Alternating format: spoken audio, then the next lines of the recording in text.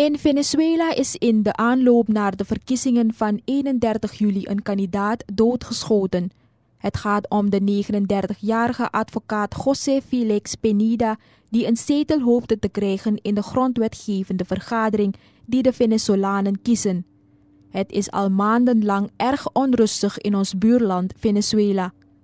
De economie is in ernstige crisis en president Nicolás Maduro lijkt steeds meer de macht naar zich toe te trekken. Sinds april dit jaar zijn er regelmatig demonstraties van de oppositie in het land, waarbij meer dan 100 doden en duizenden gewonden zijn gevallen. Met name tegenstanders van de regering Maduro zijn boos omdat ze helemaal geen nieuwe grondwet willen en vinden dat de oorspronkelijke grondwet van Chavez bewaard moet blijven. De economie is ingestort door de lage olieprijzen. Olie is de belangrijkste inkomstenbron van Venezuela, maar door jarenlang economisch wanbeleid is het land in ernstige cashflow-problemen.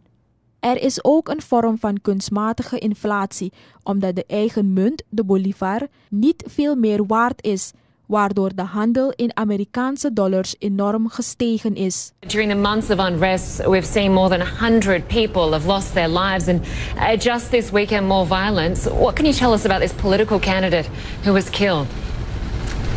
Not a lot known right now. It was in the eastern state, Bolivar state. This man was apparently shot multiple times in his own home last night. She was saying the Attorney General's office here is investigating.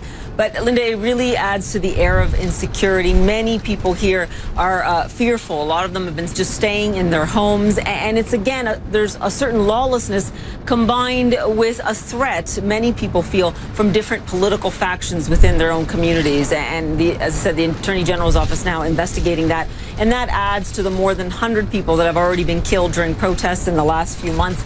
Almost 2,000 injured now. We continue to see some sporadic violence today throughout Caracas and the rest of the country as people have started voting.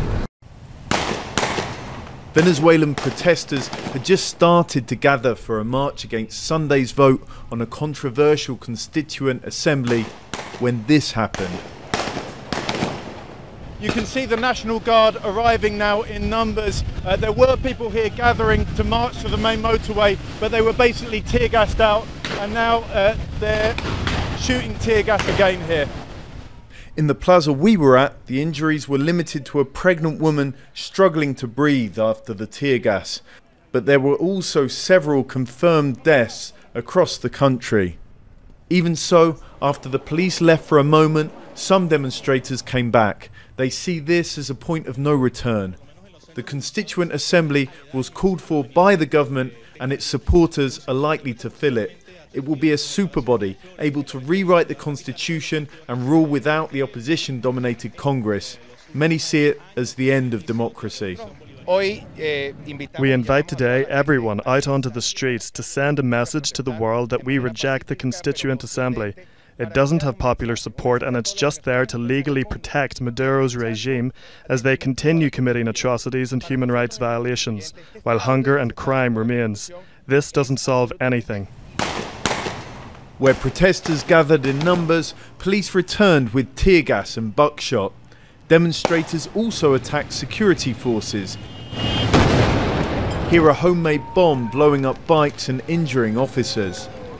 In contrast, in polling stations early on, calm ruled. The opposition had refused to put up candidates in what it says is a rigged vote and encouraged people to abstain. Those who did vote seemed unclear on what exactly the Constituent Assembly's aims were. I'm here to support the process of choosing the Constituent Assembly. It's another step in the transformation of our society. He and others trust the government's promises that this will bring back peace and prosperity. Polls show that most Venezuelans disagree. They're being prevented from showing that. John Holman, Al Jazeera, Caracas, Venezuela.